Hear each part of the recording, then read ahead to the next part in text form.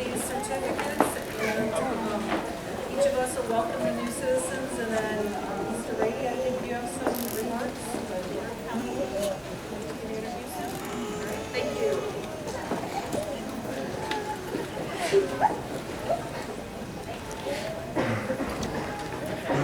Wonderful, thank you. How special that you had your own message from the President of the United States.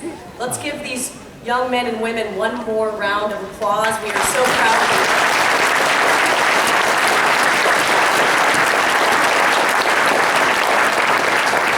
Thank you, Officer Howe and Judge Bremer.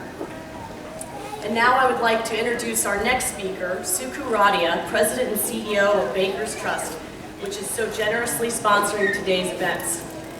Born and raised in Kampala, Uganda, Suku has his own story of coming to the United States in 1971 to attend Iowa State University. He has been in the same place where you are today, taking the oath of U.S. citizenship. In his decades here in Iowa, he has given much to our community, from his leadership of the United Way campaign for Central Iowa to his record of reaching out to people of different backgrounds in both his personal and professional life. Please join me in welcoming Suku Radia.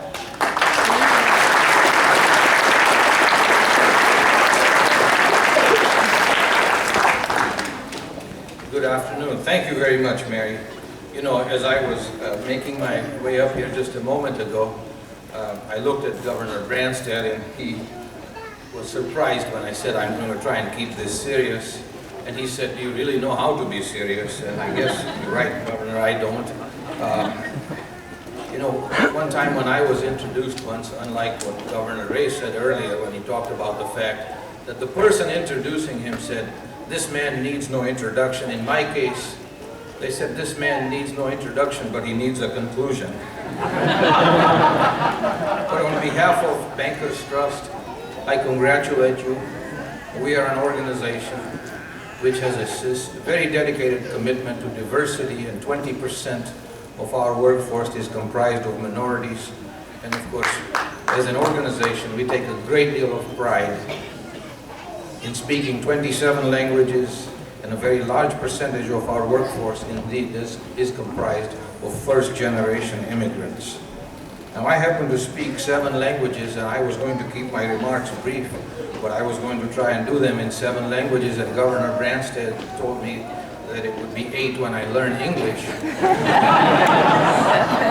But to stand up here with 2 governors is indeed an honor, and usually when I have an opportunity of speaking, for some reason I'm never invited again to speak. So Kay Fenton Smith, thank you very much for this significant risk you have undertaken. I realize this is only a once-in-a-lifetime opportunity for me. So I am going to make the most of it, and I will tell you that there is an expression: behind every successful man is a surprised wife. So Chris Branstad, congratulations to you. Unfortunately, the governor doesn't have a microphone after me.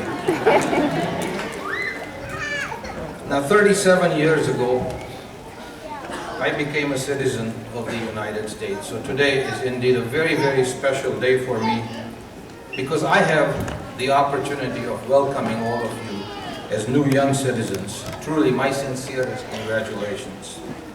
In 1951, a man by the name of Oscar Handlin, who was educated at Harvard University and was born of Russian Jewish parents, wrote a book called The Uprooted, in which